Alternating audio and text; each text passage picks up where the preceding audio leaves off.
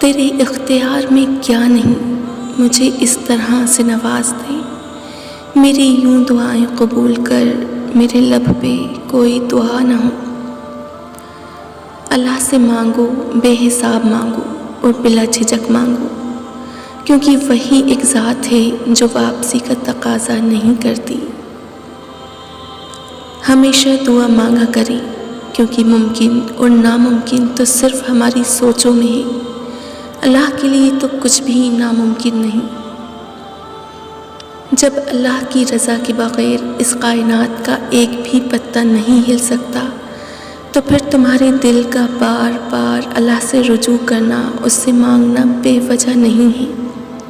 جو ہاتھوں میں اتنی جان ڈال دیتا ہے کہ وہ دعا کے لیے اٹھ سکیں، وہ پھر ان اٹھنے والے ہاتھوں کی لاج بھی رکھتے ہیں۔ دعا کی قبولیت آواز کی بلندی نہیں بلکہ دل کا تقاضا کرتی ہے، کیونکہ دعا صرف الفاظ کا مجموعہ نہیں، یہ روح کی طلب اور کیفیت کا نام ہے۔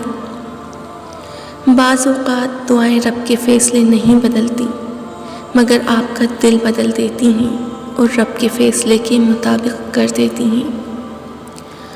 دعا ایک خوبصورت عمل ہے جس میں مانگنے والا اپنی پریشانیاں خدا کے حوالے کر دیتا ہے اور جواب میں خدا اپنی رحمتیں اس کی جھولی میں ڈال دیتا ہے۔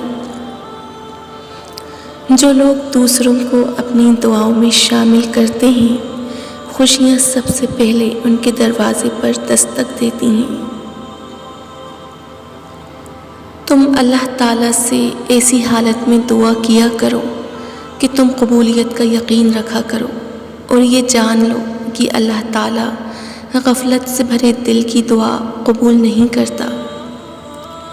نصیب سے زیادہ قیمتی دعا ہوتی ہے، کیونکہ جب زندگی میں سب کچھ بدل جائے تب انسان کے پاس دعا ہی بچتی ہے جو نصیب بدل دیتی ہے۔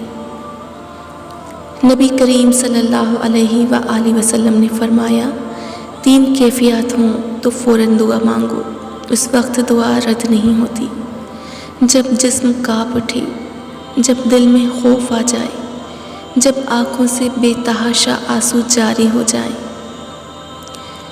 نہیں آتا مانگنا تو خالی ہاتھ پھیلا دو، وہ بند لبوں کی بولیاں بھی سن لیتا ہے۔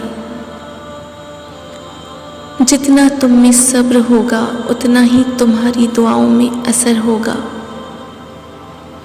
اگر اللہ پاک تمہاری دعائیں پوری کر رہا ہے تو وہ تمہارا یقین بڑھا رہا ہے، اگر دعائیں پوری کرنے میں دیر کر رہا ہے تو وہ تمہارا صبر بڑھا رہا ہے، اگر تمہاری دعاؤں کا جواب نہیں دے رہا ہے تو وہ تمہیں آزما رہا ہے۔